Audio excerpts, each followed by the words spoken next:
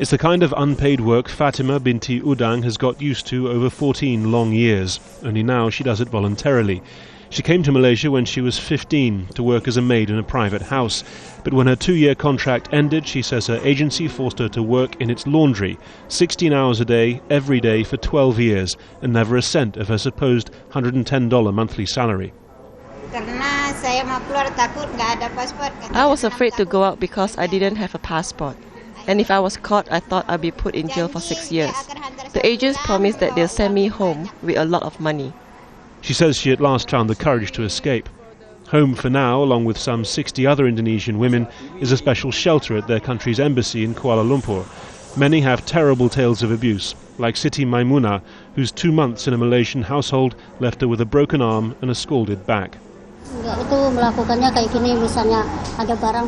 If I broke something accidentally, they get mad. Once, when I was cooking, I had to make a dish, but forgot to put in carrots, and they got angry again and hit me. Even when I made a small mistake, there was no forgiveness.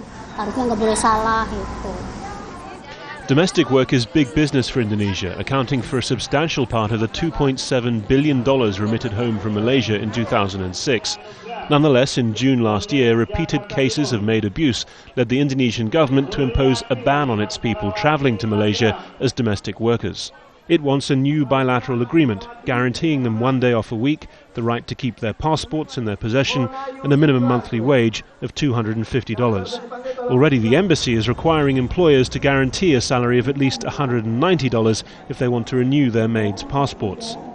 We give to the employer one of the requirements for the renewal passport to sign the minimum salary, but most of the employer don't have any problem at all. Malaysia's Human Resources Ministry declined our requests for an interview or a statement. So far it's rejected the idea of a minimum wage, saying pay should be set by market forces. It's not surprising so many Indonesian women come here to work. Malaysia and Indonesia are very close to each other geographically and linguistically, and they can earn far more here than they can back home. The problem comes in the lack of regulation to protect them once they go to work behind closed doors.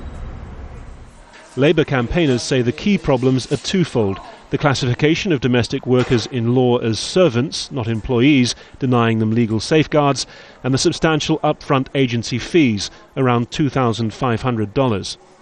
The employer begins to feel that she has purchased someone to work in her home, and therefore tends to treat her as a kind of a slave who has been bought, and therefore must be controlled and kept. Nearly 1,200 women went through the Indonesian embassy shelter last year. Without a change in regulations, attitudes and enforcement, many more are likely to see their dreams of earning a better life for their family end here.